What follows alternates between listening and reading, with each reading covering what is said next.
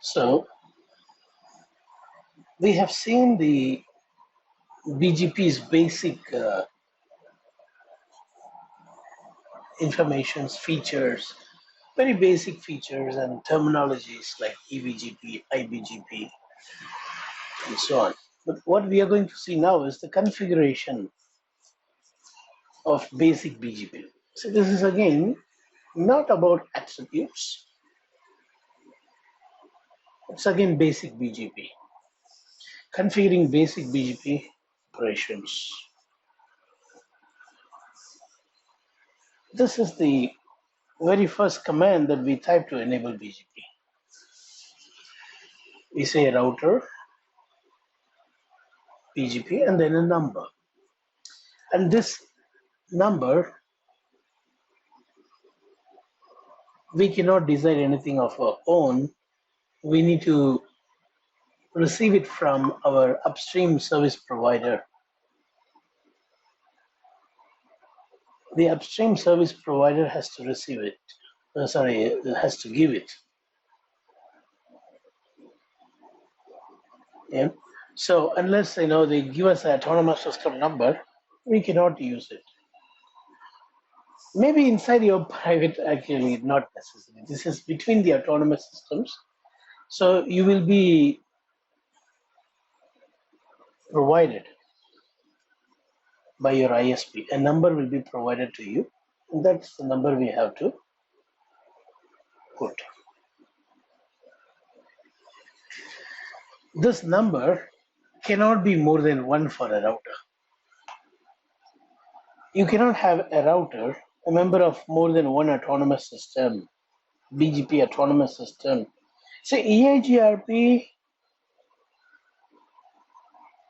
allows you to have more than one eIGRP on a single router. eIGRP also follows this autonomous system concept. But we need to be very clear that eIGRP is an IGP protocol. eIGRP is a protocol that runs within autonomous system. So for eIGRP, the autonomous system number can be any number that you decide and can be more than one autonomous system for a router. If needed, you can configure an eIGRP as a member of eIGRP router as a member of more than one autonomous system. If necessary, you can do that, but not possible with BGP. One router, only one BGP. You can have iBGP relationship and eBGP relationship, but autonomous system number cannot be more than one.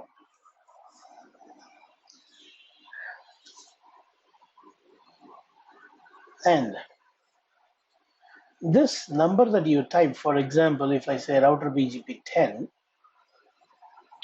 this number will be compared against the neighbor's autonomous system. If the number is same for the neighbor, then the neighbor is considered as internal neighbor. If it is different, then it is going to be considered as eBGP, external neighbor.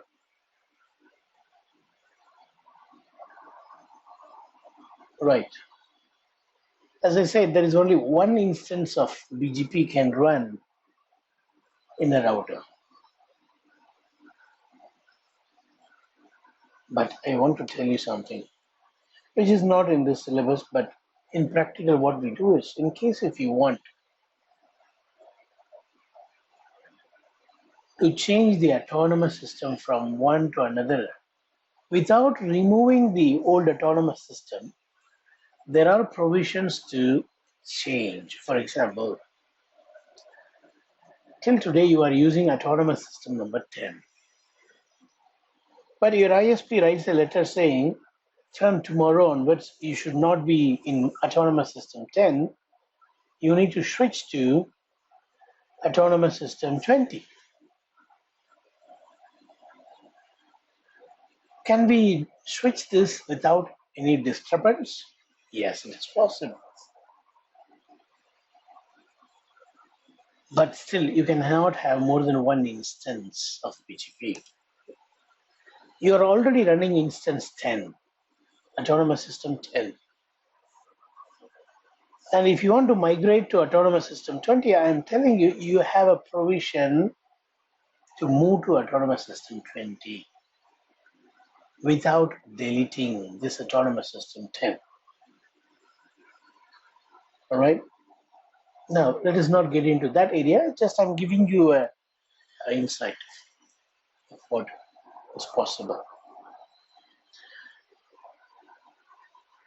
So the autonomous system number tells to us what autonomous system that particular router belongs to. The autonomous system number in this command is compared with the autonomous system number of the neighbors listed in the neighbor statement to determine whether the neighbor is an eBGP neighbor or eBGP neighbor. As I said earlier, if the neighbor's autonomous system number and this router's autonomous system number matches, that neighbor is considered as eBGP. If not, eBGP. This is how we define neighbor. We say neighbor command and we provide the IP address of the neighbor, and then we say to which autonomous system the neighbor belongs to. If this autonomous system is 10 and the local autonomous system is 10, then we call it as internal neighbor. If not, external neighbor. As we know, BGP is a TCP based protocol. For TCP based protocol, we have to specify the neighbor manually. Without knowing the neighbor, you cannot negotiate neighborship. So neighbor need to be configured by us. Neighbors are not dynamically discovered. Having said this, I'm also telling you a secret in your ears that neighbors can also be dynamically discovered in BGP. But very few people knows this. And it is not practically implemented. Right? So the default behavior of BGP, no neighbors are dynamically discovered. But in an eBGP environment, if you feel that, hey, this is a safe environment, can I have dynamic discovery support? BGP says, yes, there is an option. It is available in iOS XR devices like ASR device, big boxes. I need to check whether the same feature is available in iOS router. But there is an option where the neighbor can be dynamically discovered using some multicasting in BGP. By default, no multicasting BGP, there's only unicast. Because there is no need for multicast. For TCP based protocol, if you will provide an IP address manually, the IP address of the neighbor manually, the negotiation can easily happen.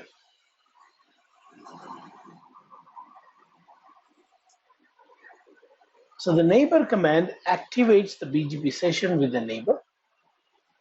The IP address that is specified is going to be the destination IP address of all the BGP packets from this router. What does it mean? Say, for example, now in this router, the autonomous system number is 65101. And the neighbor is 65102. What we understand is 192.168.1.1 is an eBGP neighbor. Yes, because the autonomous system number is different. Now, when BGP sends a negotiation packet, BGP sending a negotiation packet to C, how it will be? It will have the source IP address as 192.168.1.2. And what will be the destination IP address? It will be the neighbor's address that you specify, which is going to be 192.168.1.1. This is what explained here. The IP address that is specified is the destination address of the BGP packet going to this neighbor. So whatever you have mentioned as an IP address, that becomes the destination. And the exit interface address towards the destination becomes the source. This router must have an IP path to reach this neighbor. That's very important. See, BGP is a TCP-based protocol. You see, we have another example here. There is no BGP in this router. We got BGP here and we got BGP here. And now on router B, I have said my neighbor is 10.1.1.2. And that neighbor belonged to 65101, which is matching with the local AS number. That proves that this neighbor is an eBGP neighbor. Now, if B needs to form neighbor with A, what is important is the TCP negotiation. B should first of all reach A in order to do three-way handshake. Any TCP service you take, any TCP application you take, like Telnet or SSH or FTP, there is a need for reachability. BGP is also an application layer protocol. I repeat, BGP is an application layer protocol. What is application layer? Layer 7 protocol in OSI. Now, this BGP, if it needs to go and negotiate with this guy, B should have reachability to this address. That's why we are running eIGRP everywhere. Using this eIGRP route, B can ping A. B has got an IP path to reach A using the route given by eIGRP. So, when there is an IP path to reach the neighbor, then BGP can start the negotiation process, the relationship process. The remote AS option shows what AS this neighbor is in. The remote AS, you see in this command, this remote AS, keyword remote AS, tells to which autonomous system this particular neighbor is in. They are in same AS 65101. Even though they are in same AS, the syntax is this remote AS. Because it is word remote AS, you should not understand that it's an eBGP neighbor. No. For both iBGP and eBGP, the syntax is same. Neighbor, neighbor address, remote AS.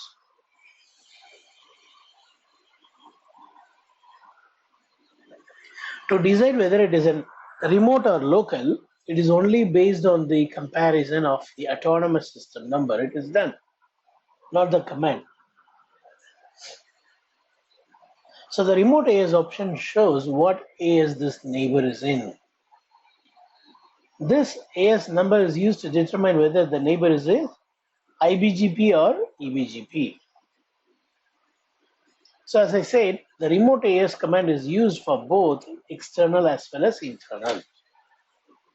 There is no separate command for internal. For both external and internal, The keyword is remote AS.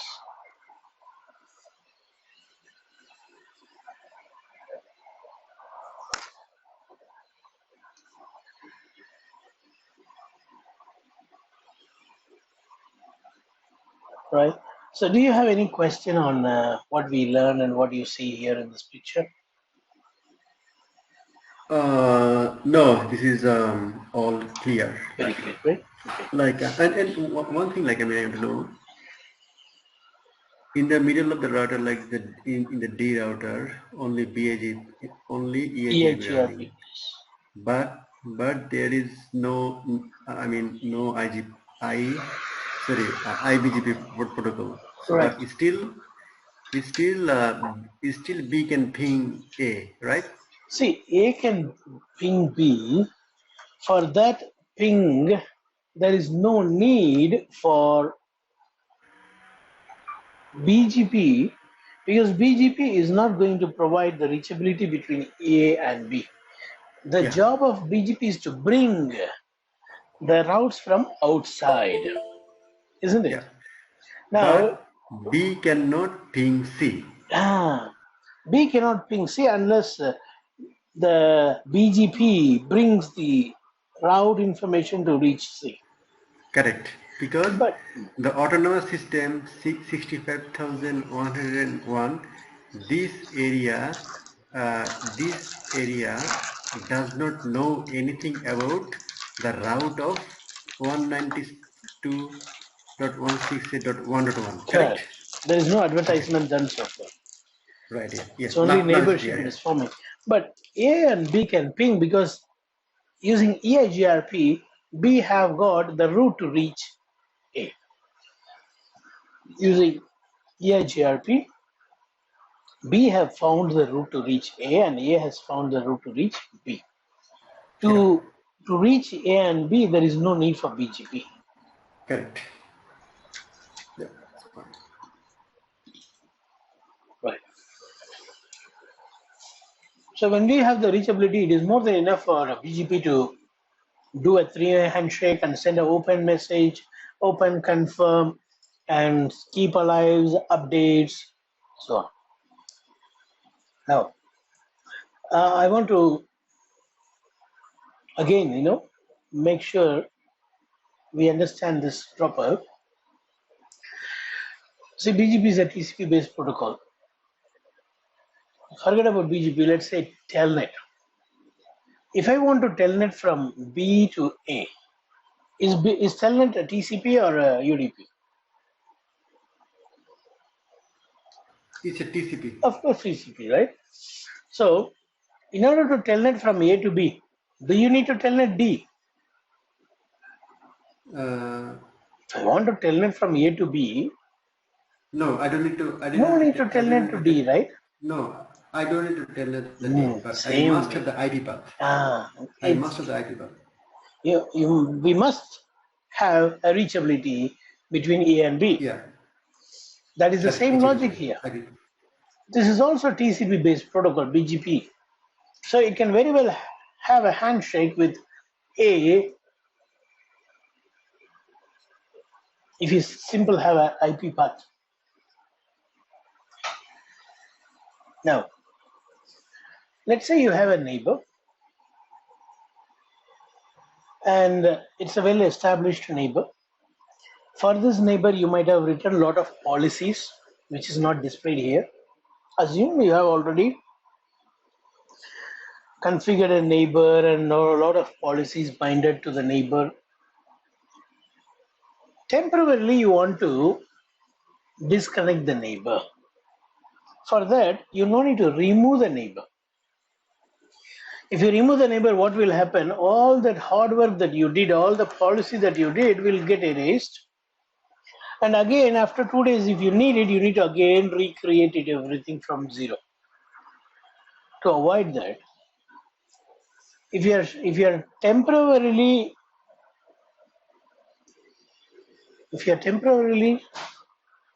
avoiding a neighbor, you can simply shut down the neighbor instead of deleting the neighbor. You simply say neighbor address shut down. That's it. So all the services to the neighbor will go down. The neighborship will go down. All the services will go down. All the routes that are given and taken will disappear instantly. And let's say you want to have the neighbor back. You just put no and cancel what you have configured earlier. Just cancel it by putting no. That re-enables the neighbor. So it's equal to, like, you shut down an interface. When you want an interface to be closed, you simply say shutdown.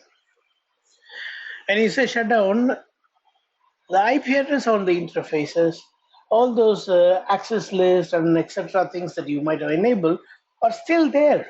They're not removed. When you shut down an interface, none of the configuration under the interface is going to be deleted. It will be there. It will not be deleted. It won't be getting deleted. All the configurations will be there. Yes. So configurations will remain there. And when you say no shutdown, all those configurations get live. Likewise, when you shut down a neighbor, all those policies that you have written for the neighbor still there, but they just go to sleeping mode. And when we put no and bring it up, it again retains its neighborship with all those glorious policies. Now we are going to enter into something very important.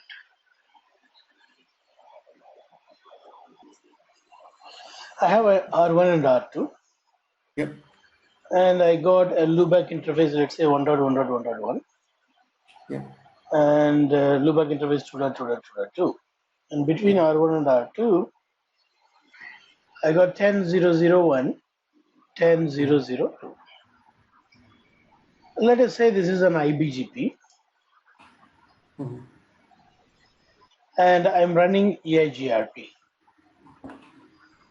Mm-hmm. eIGRP 10. Now my question to you is, first question is, will I be able to ping between R1 to 2.2.2.2 and R2 to 1.1.1.1? Yes, because there's the eIGRP protocol, 100%. Yeah. Now, will I be able to ping from R1 with the source of 1.1.1.1 and 2.2.2 as destination? If it is advertisement, Yeah, it if is it is advertised. advertised, It is advertised. yes, yes, we can. Yeah. Yeah. You can. Okay, so now what I'm doing is,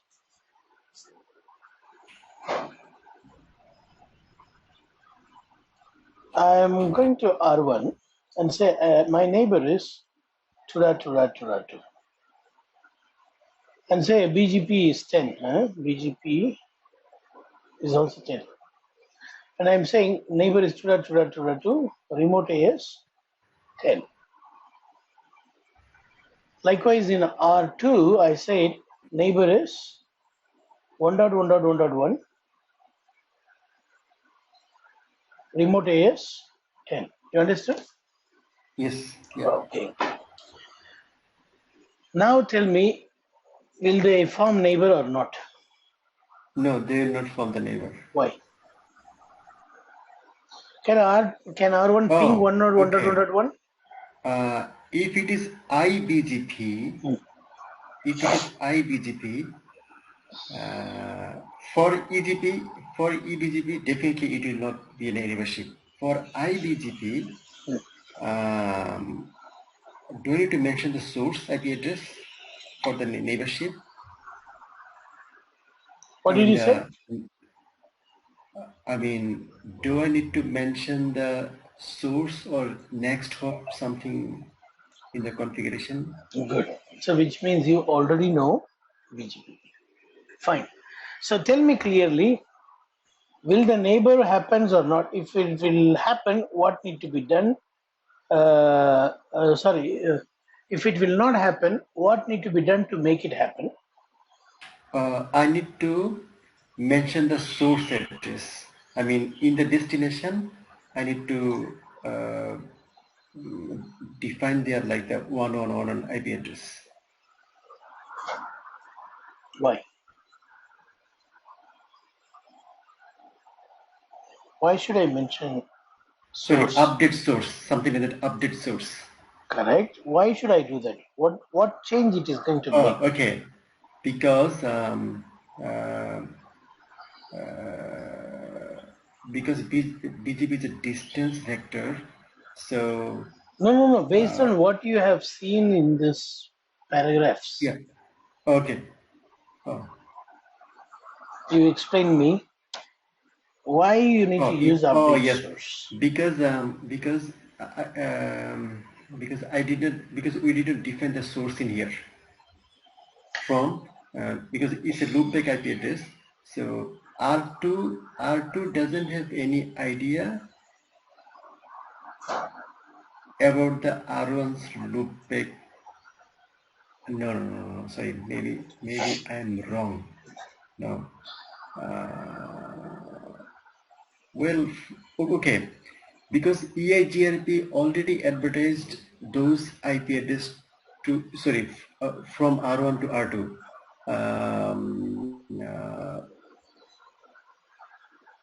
Well, it will work. Yeah. Now, what will work? So, if this neighbor statement, if I give, is this neighbor statement enough, or do I need to add some other comments to make this I neighbor? think, I think obviously, I think some other command. I forgot that one. Of course, I need to say because Now, what is the this is a problem loop. with this command? Why do you want form neighbor with this command? Because for eBGP Forget about relationship, eBGP or IBGP. okay, Anyone, just think, let's take IBGP. hmm. Why you say the neighborship will not come?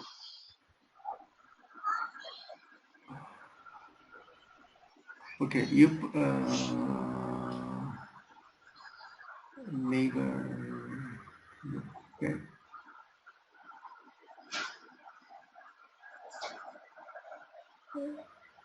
okay. Like for example, R1 would have the like 1.1, sorry, 2.2 IP address even. R1. R1's routing table The has got route to reach 2222. okay. R1's routing table has got via eIGRP, it has learned the route to reach 222. See, there is an IP path between these two backs, no doubt. Yes, correct. Yeah. Now, question is, if it will form neighbor, how? If it won't form neighbor, why?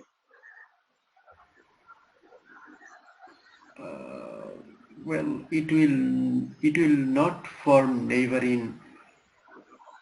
Why? Sorry, it will form neighbor in iBGP because R1 already know loopback address of R2. I mean 2222.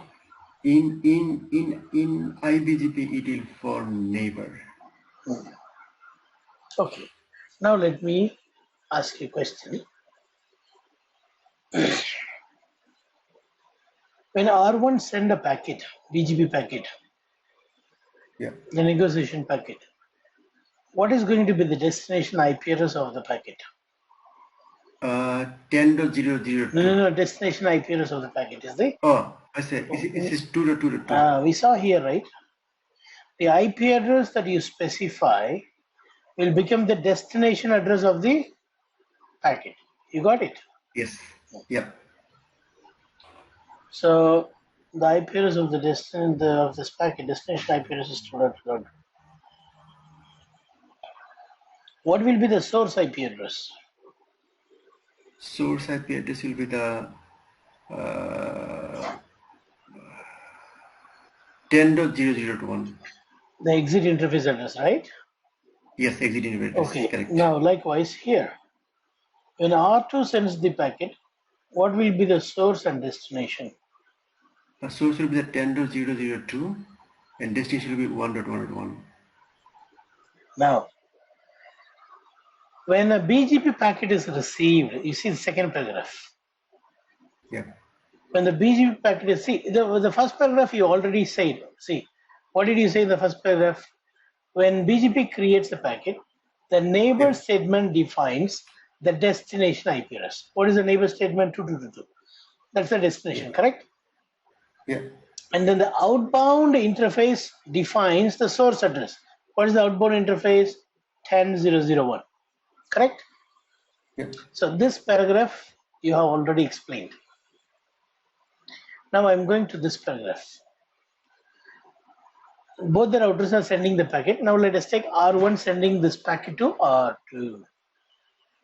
Yeah. R1 is sending this packet to R2. Now R2 is receiving it. When a BGP packet is received for a new BGP session, the source address, what is the source address? Read. 10.0.0.1. The 10.0.0.1 of the packet is compared with the list of neighbor statement. This is the neighbor statement. Yeah. The source address is compared with the list of neighbor statement when it is received. If match is found, then relationship. Is it matching now? No, it will be ignored. This is the reason why the neighborship will not come. You should use the Correct. update source command. Yeah. Yes, I forgot that one. Yeah. You told Now actually remember. correctly, you told, but later you missed it. You told it in the beginning correctly. So when you say, whenever you speak to this neighbor 2.2.2.2, use the, let's say this is loopback 5 and this is loopback 8.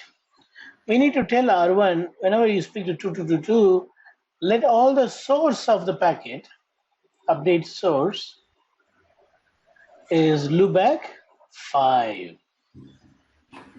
Yeah. So this address will be changed to 1.1.1.1. Now when this packet is received on R2, it compares with the neighbor statement. The source address is matching. When it is matches, the relationship established, isn't it?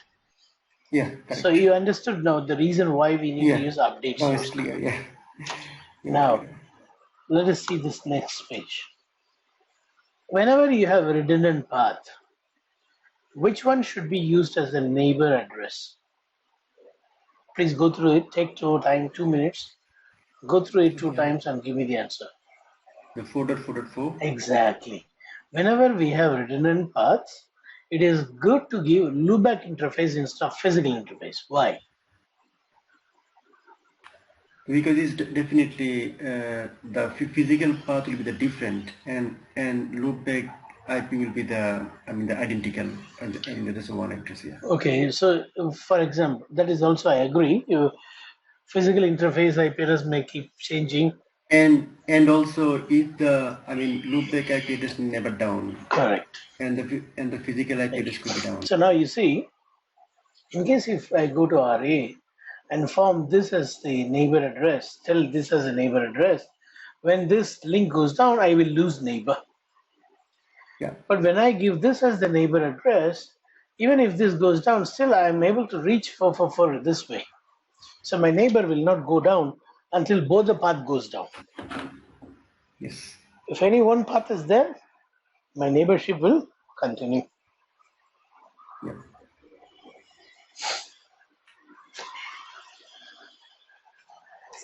This is what you already answered. Whenever we are using the loopback, we need to source it with the command update source.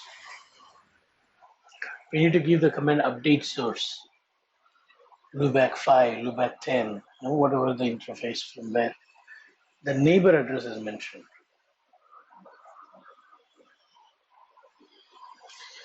Do you have any question in this page? Please go through all the lines and let me know. No, that's all good. I'm clear with this one. Now, this is an example.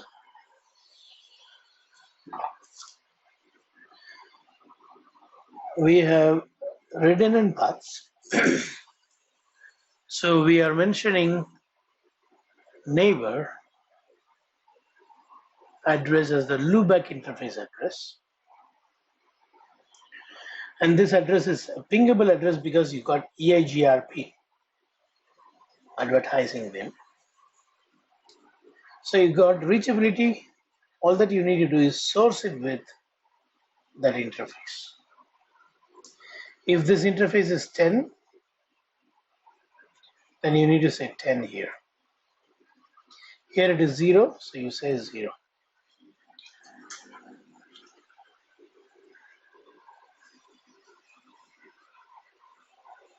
Update source to loopback is what we learned in this topic. Next, by default,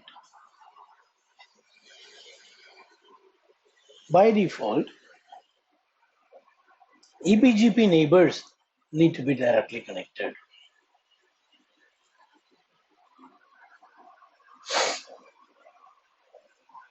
The reason is security. Another reason is between eBGPs,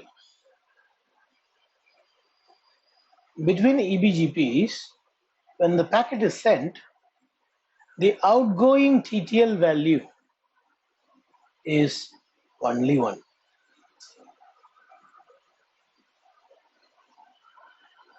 It's only 1. You know what does it mean?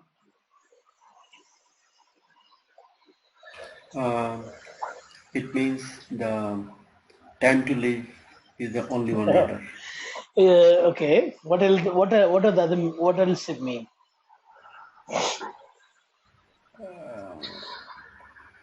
Okay, the next hop. I mean, after D, it means I mean, if it is the loopback IP something. Okay. I don't know. Okay. Let me tell you. Whenever we are using loopback to loopback neighborship in iBGP, you don't have any problem because in iBGP the outgoing TTL is 255. In eBGP, the outgoing TTL is 1. What does that mean, you know? It means that, like I said in the previous class, the neighbor address should be seen as directly connected in the routing table. If it is not directly connected, then the packet will not even go out, repeating again. You see, this loopback interface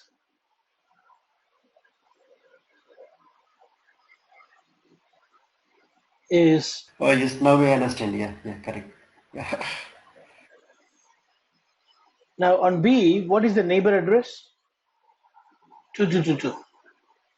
In the routing table of B, 2222, will it be directly connected mentioned or learned through static route? It's learned through static route. It is not directly connected. It is connected via this gateway, right? Yes, correct. In that case, packet won't go out. If TTL is 1, which means it needs to be physically attached to B. Yeah. 222 is not physically attached. 192.168 is physically attached. So the eBGP packet will not even go out, will not even go out. eBGP multi-hop means the next. When you say eBGP multi-hop, let's say 2, 1 is the default. When you say 2, what does it mean?